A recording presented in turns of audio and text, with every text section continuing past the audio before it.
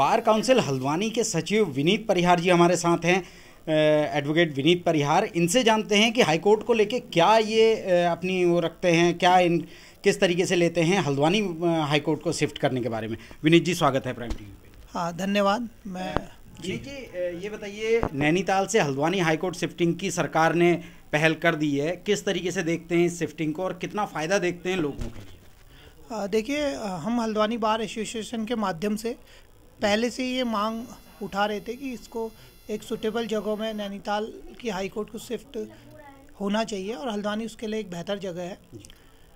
तो एक तो मैं ये भी यहाँ पे क्लियर करना चाहूँगा कि ये हाई कोर्ट की फुल बेंच ने ही सबसे पहले इस पर एक प्रस्ताव पारित करा था कि हाई कोर्ट को नैनीताल से शिफ्ट किया जाना चाहिए।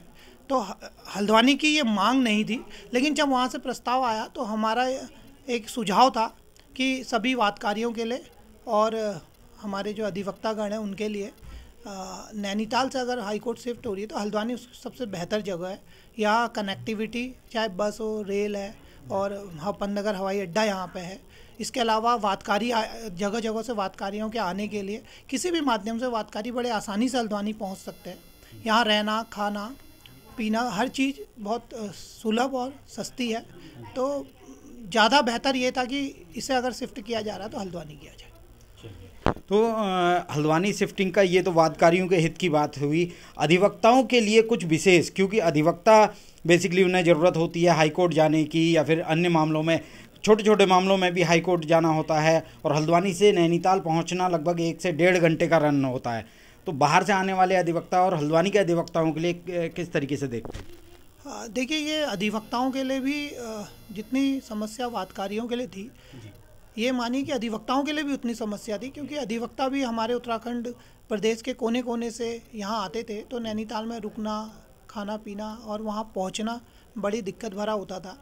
और अगर आप देखेंगे कि वेदर के हिसाब से भी नैनीताल में इतनी ठंड पड़ती है कि वहाँ लगातार रहना बहुत मुश्किल भरा है और कभी बारिश में रास्ते ख़राब हैं, कभी बर्फ़बारी में रास्ते बंद हैं। तो इस तरीके की समस्या थी। टाइम पे हम अधिवक्तागण भी वहाँ नहीं पहुँच पाते थे और वहाँ रुकने में भी कई दिक्कतें थी। तो उनके लिए भी ये बहुत बेहतर है। हल्द्वानी में तो इस तरीके का है कि आप सुबह अगर देहरादून की ट्रेन से बैठेंगे या हरिद्वार की ट्रेन से बैठेंगे तो शाम को आप वापस भी जा सकते हैं कोर्ट निपटा के। तो इतना आसान यहाँ पे हल्द्वानी इतनी आसान जगह है सबके लिए।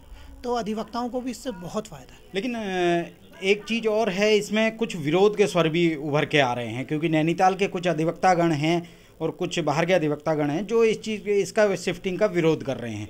उनको किस तरीके से कहना चाहेंगे, क्या कहना चाहेंगे? देखिए, मैं आपको एक ये बात कहना चाहता हूँ कि जो अगर आप उत्तराखंड के स्तर से इस मामले को देखेंगे तो उत्तराखंड के आम वादकारियों के लिए और उत्तराखंड के दूर दूर के अधिवक्तागण के लिए भी हल्द्वानी नैनीताल से कई बेहतर जगह है। जैसा कि मैं पहले भी बता चुका हूँ कि कनेक्टिविटी से लेकर हर चीज़ के लिए यहाँ ज़्यादा सुविधाजनक है। लेकिन हाँ, कुछ लोग व्यक्तिगत स्वार्थों के लिए इसका विरोध कर रहे हैं और मैं ये जानकारी देना चाहता हूँ कि हल्द्वानी के साथ पूरे पहाड़ का और पूरे उत्तराखंड का जनमानस और अधिवक्ता हल्द्वानी के पक्ष में है, हल्द्वानी के साथ है। राज्य सरकार ने भी हल्द्वानी के पक्ष में निर्णय दिया है।